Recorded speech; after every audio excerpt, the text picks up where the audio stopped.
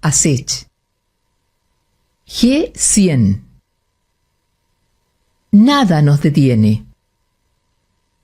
Instituto 3IE de la Universidad Técnica Federico Santa María y su red de mentores 3IE.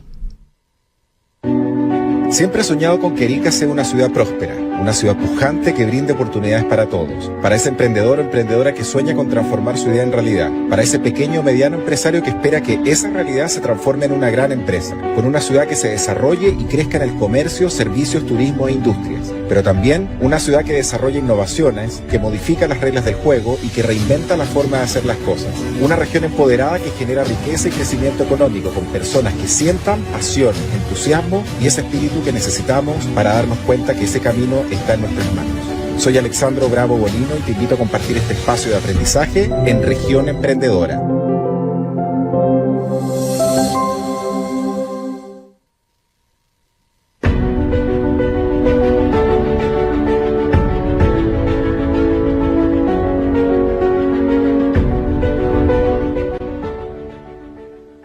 Muy buenas noches, bienvenidos a una edición más de Región Emprendedora, el espacio donde semana a semana conectamos ideas, personas y proyectos que están transformando nuestro entorno. Como todos los martes, los saludo en vivo desde Radio Capísima 104.9 FM y en simultáneo por nuestras plataformas digitales, listos para una nueva jornada de conversaciones que inspiran, que nos hacen pensar y que abren caminos para el emprendimiento y la innovación en nuestro país.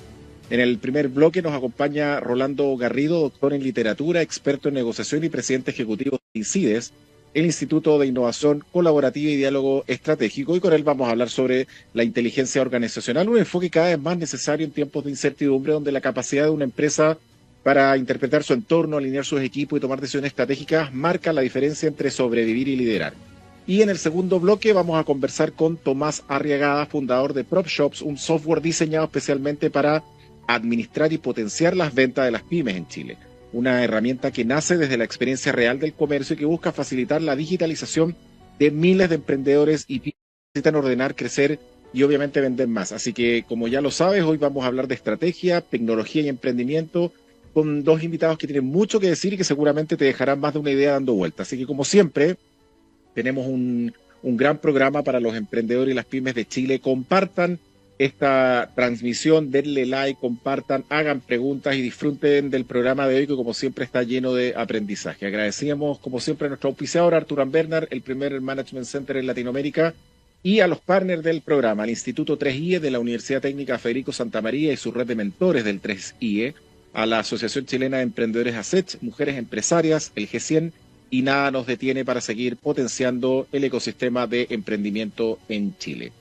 Como acabo de mencionar, nos acompaña Rolando Garrido, doctor en literatura, experto en negociación, presidente ejecutivo de INCIDES, el Instituto de Innovación Colaborativa y Diálogo Estratégico. Con él vamos a conversar sobre inteligencia organizacional, un enfoque cada vez más necesario en tiempos de incertidumbre, donde la capacidad de una empresa para interpretar su entorno, alinear sus equipos y tomar decisiones estratégicas marca la diferencia entre sobrevivir y liderar. Rolando, bienvenido a Región Emprendedora desde Brasil.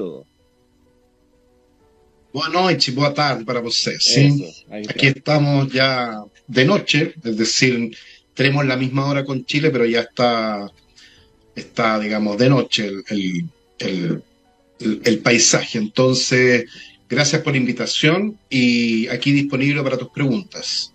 Sí. Partamos con lo básico. ¿Qué es la inteligencia organizacional? Lo básico es qué es la inteligencia, ¿no? El origen de la palabra tiene que ver con inteligencia, es decir, interligar. Cómo yo soy capaz de ligar, de vincular una cosa con otro. Eso nos hace inteligentes.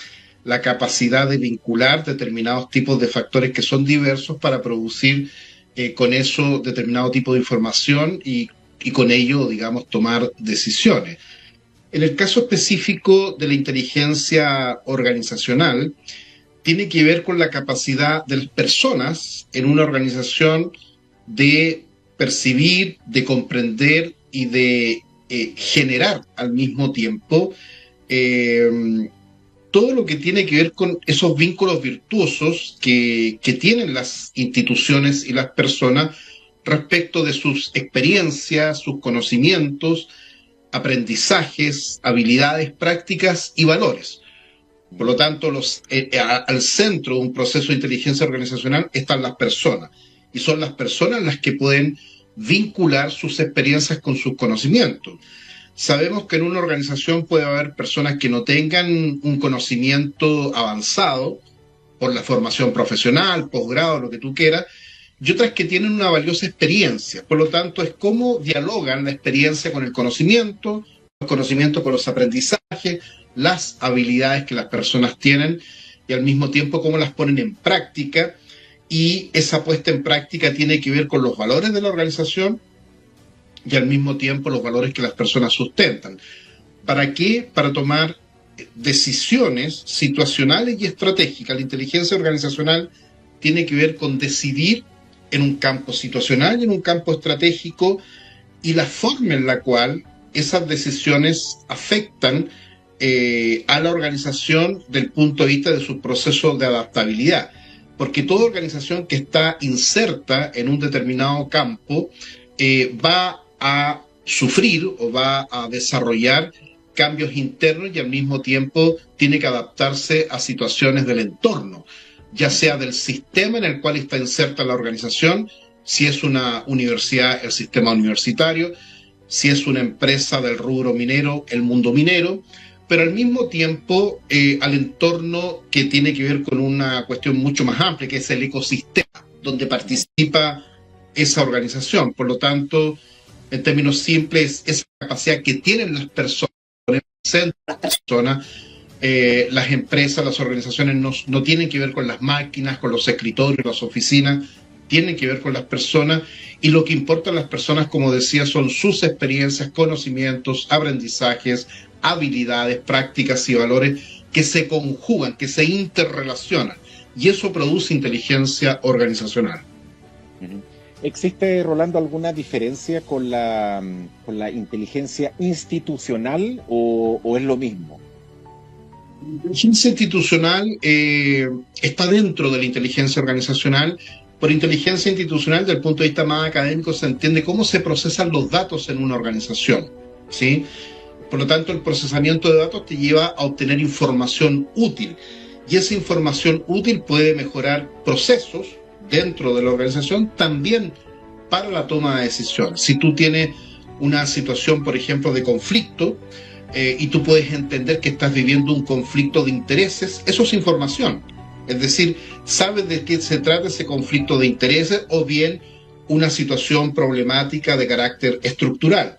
La reconoces, la procesas, entra al proceso de inteligencia institucional. Por lo tanto, si te ocurre nuevamente una situación de conflicto de intereses, sabes con qué estás lidiando. A eso se le llama inteligencia institucional. ¿Cómo manejar los cambios internos en una organización con los cambios en el entorno desde la perspectiva de la inteligencia organizacional, digamos? Súper interesante esto, porque tiene que ver, como decía al principio, con las personas. Cuando tú eres niño y empiezas a crecer y pasa a la pubertad y a la adolescencia y a la adultez, a las organizaciones les pasa exactamente lo mismo. No es lo mismo una organización de 50 años, de 30 años, de 10 años. Son crecimientos distintos. Por lo tanto, darse cuenta de los cambios internos lo podemos homologar en cierta manera al desarrollo humano, cómo las personas crecen y se desarrollan. Por lo tanto, no es lo mismo desde la perspectiva de una organización joven entender su entorno, entender lo que le está pasando en ese entorno. Antes tenía un competidor y ahora resulta que tiene 5 competidores y competidores también que pueden venir del extranjero. Por lo tanto, comprender ese entorno con el marco concreto de lo que ha significado tu crecimiento organizacional es fundamental. ¿Cómo equilibrar eso? Hay situaciones, sobre todo en el mundo de las pymes, que hay personas que dicen me iba mejor cuando tenía 2 camiones que cuando tenía los 10 camiones. Entonces, creció la organización, ahora transporta más carga, pero al mismo tiempo se hizo más compleja. Ese desajuste con el entorno respecto del crecimiento interno es lo que lleva muchas veces a situaciones poco confortables en la toma de decisiones a los líderes y no comprenden esos fenómenos. Es decir, el cambio interno, pasar de 2 a 10 camiones, no se vinculó con las necesidades estrictamente del mercado, de la distribución y de componentes que incluso van más allá de las variables que tú manejas. Es decir, cómo se comporta la política pública respecto al transporte y otro tipo de situaciones que son parte de ese entorno con el cual tienes que lidiar en un proceso en el cual la organización está creciendo, está desarrollando musculatura y por lo tanto ya no es lo mismo esa situación confortable que incluso económicamente te iba muy bien porque tenías 2 camiones y después pasaste a 10 camiones. ¿Qué pasa si la organización no es tan consciente de las transformaciones internas y también de las externas? Y hay un tema también del cuento que se cuenta en la organización, es decir, la narrativa que tiene de sí misma. Tú lo puedes ver en pymes o lo puedes ver en Naciones Unidas. Es decir, hoy día hay un cuestionamiento al rol de Naciones Unidas como una organización de naciones en el sistema internacional respecto a si es capaz o no de producir la paz, de generar acuerdos, de establecer reglas del juego concretas en cuanto al comercio o a otras áreas, medio ambiente, etcétera. Por lo tanto, prevalecía una narrativa del mundo de la Guerra Fría, por poner un entorno concreto, después un mundo posguerra fría y situaciones de alta complejidad e incertidumbre como las estamos viviendo ahora. Entonces ahí surge la pregunta, ¿ya no sirve Naciones Unidas como organización? ¿O en realidad lo que está aconteciendo es que la comprensión respecto de los cambios internos, que antes manejaba una situación con 10 funcionarios, y resulta que eso no da por las características propias de los campos específicos que tienes que cumplir o que tienes que dar cuenta respecto de la oficina en terreno?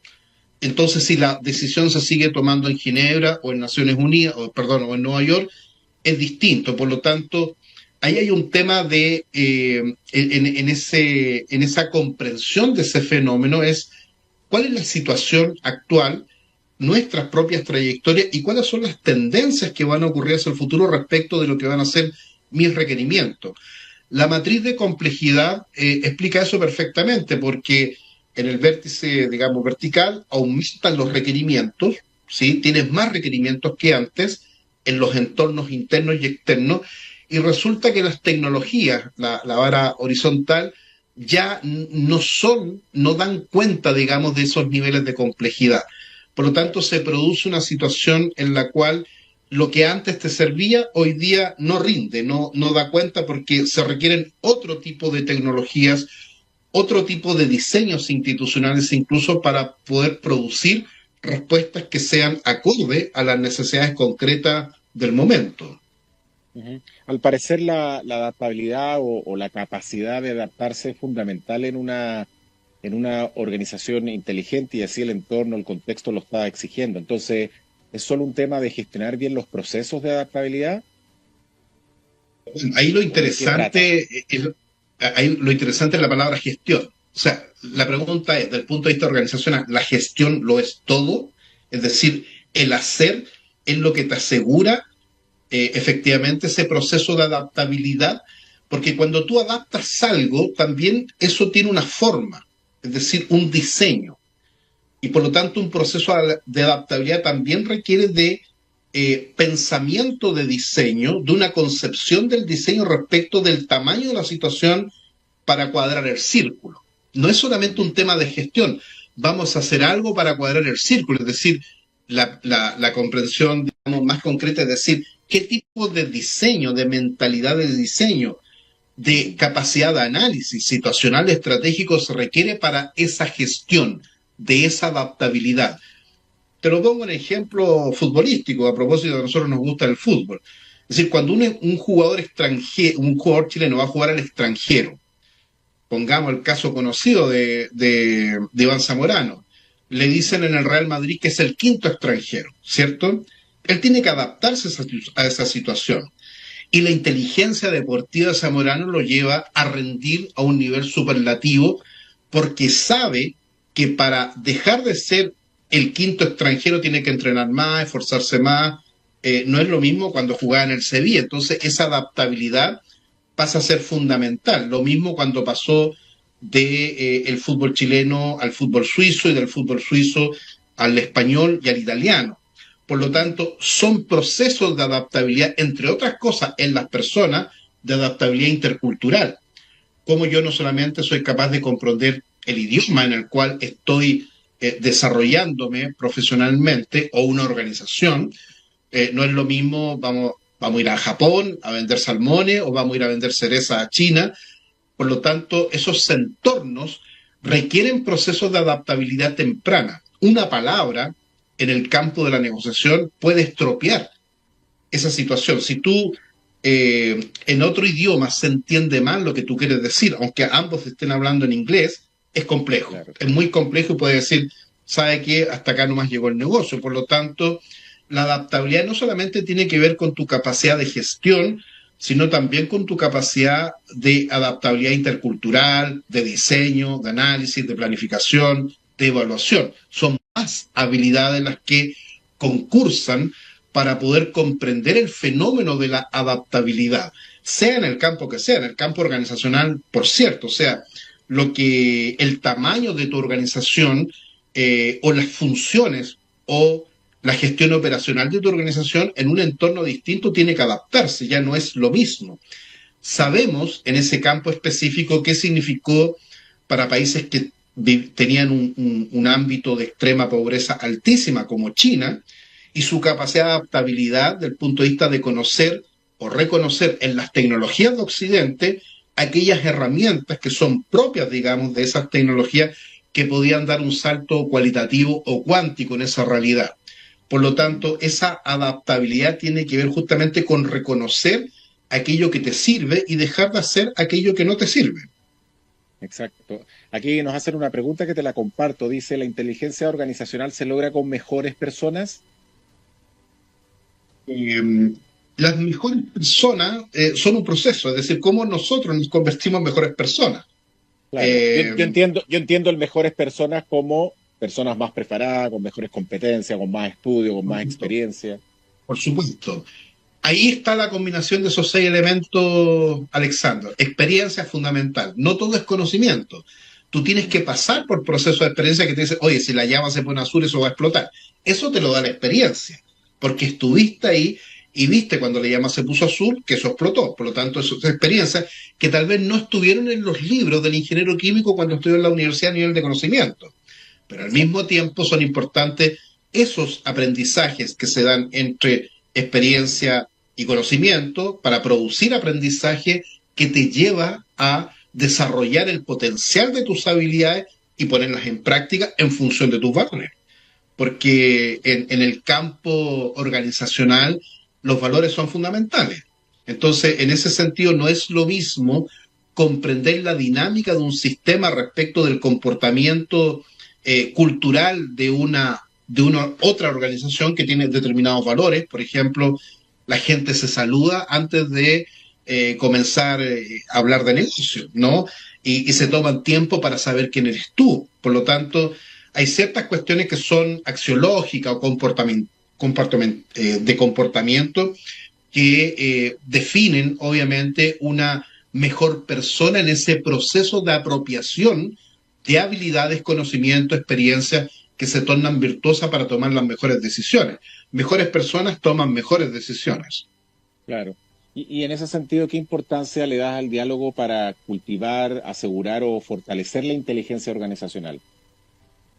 Para mí, el diálogo es la principal fuente de energía de una organización, de un país, de una familia, del barrio, de lo que tú quieras. Sin diálogo estás a ciegas o solamente tu linterna ilumina aquello que está en el campo de tu propia comprensión, pero que no dialoga con la comprensión o las narrativas de los demás. Por lo tanto, el diálogo en ese sentido lo es todo. Yo no puedo comprender al otro si no entro en diálogo, porque si no son prejuicios, son creencias que yo puedo tener respecto, digamos, de cómo se comporta la gerencia de recursos humanos respecto de finanzas o cómo no dialoga finanzas con marketing en una organización estructurada de esa manera. Por lo tanto, el diálogo en una empresa, en una universidad, que a veces te encuentras, digamos, en un mismo instituto o centro de investigación a personas espaldas con espaldas, que no dialogan, que cada uno está en su camino. Pero imagínate lo que podría producir una organización de estudios o universitaria si cooperara la Facultad de Ingeniería con la Facultad de Educación. Podrían aparecer nuevos software para brindar una mejor educación, o ciencias de la salud con derecho, etcétera. O sea, el diálogo es fundamental para producir inteligencia. Y esa inteligencia, cuando se produce en un campo dialógico, es energética y al mismo tiempo te lleva a tomar las mejores decisiones, porque el no diálogo es la no comprensión de lo que está ocurriendo. Tú hablabas de la palabra incertidumbre. Y resulta que cuando existe incertidumbre no sabes lo que va a ocurrir. Y no sabes porque no exploras cuáles son los potenciales escenarios de la ocurrencia de una determinada situación. En ese sentido, el diálogo es fundamental. Tú tienes que tener diálogos improbables, es decir, diálogos que no te imaginas que vas a tener. En la economía, en la empresa, en el mundo de cualquier tipo de organización, para qué hablar de la política. O sea, sin diálogo no se producen cambios. Por lo tanto, desde ese punto de vista, el solo hecho que tú al menos sepas el nombre de tu vecino, porque alguna vez cruzaste palabras, puede salvar la vida de un familiar que necesita, qué sé yo, llegar al hospital pronto, tu auto no está disponible, pero el del vecino sí. Pero a propósito de que conoce al vecino y que el vecino te conoce, puede generarse una situación virtuosa, como decía al principio, en cuanto a las decisiones que tomamos. Dialogar es virtuoso porque pone al centro la inteligencia de las personas. Eso tiene que ver mucho con más allá de las definiciones técnicas, digamos, o académicas de lo que es una empresa, es cómo entender a la empresa también como una red de conversaciones. Así es, porque si no se producen esas conversaciones internamente, pero al mismo tiempo con el campo exterior, si no, Kodak nunca se enteró de por qué ocurrió ese cambio sistémico en el mundo de la fotografía o de la imagen. Claro. O Nokia no vio venir el celular touch que reemplazó al BlackBerry. Por lo tanto, son fundamentales esas redes de conversaciones, porque en el otro hay una respuesta que yo no tengo. Y eso es básico, y eso desde que el mundo es mundo resulta de esa manera. Por lo tanto, disponernos al diálogo nos lleva a una mejor comprensión de qué tipo de adaptabilidad requiere mi empresa, y así puedo tomar decisiones inteligentes que tornan a mi organización una organización inteligente, es decir, interrelacionada. Claro. En las últimas décadas se ha hablado y escrito mucho sobre inteligencia. En los años 90 hablábamos de la inteligencia emocional, que hasta el día de hoy seguimos hablando, pero el debate de hoy está más enfocado en este boom, en esta ola de la inteligencia artificial. ¿Cómo se relacionan estas inteligencias con la inteligencia organizacional? Siempre al centro a las personas, siempre. Es decir, porque más allá de la inteligencia, lo que produce la inteligencia artificial es muy valioso, pero el valor que le damos es si me da una respuesta inteligente o no. Te pongo un caso concreto. Puse dos personajes, si se habían conocido alguna vez, y la inteligencia artificial me arrojó una respuesta errónea, falsa, equivocada. ¿Me entiendes? Porque la historia respalda que se equivocaba. Es decir, yo quería saber si un intelectual había conocido a otro intelectual en vida, y me dice, sí, cuando fue ministro, el señor A conoció al señor B, y el señor A nunca fue ministro. Por lo tanto, y eso me lo arrojó la inteligencia artificial.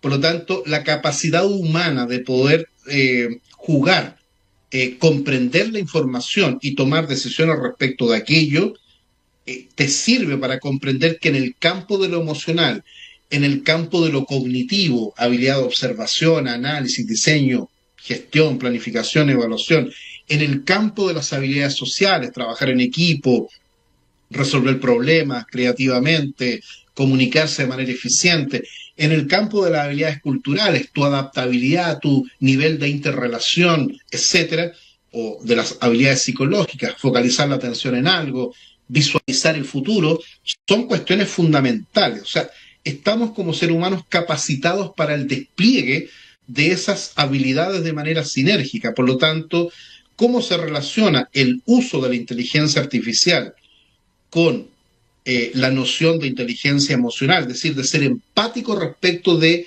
aquella situación que quiero descifrar, comprender para poder tomar una decisión, es fundamental. Es decir, comportarse a ciegas respecto, digamos, de el uso de una determinada inteligencia, en este caso inteligencia artificial, no basta. Es decir, tú tienes que mantener tu actitud crítica respecto de cómo la información se procesa, porque fuera de lo que le entró a la red, le entró, digamos, a esa inteligencia artificial, existen libros de historia que cotejan lo que fue real y lo que no fue real.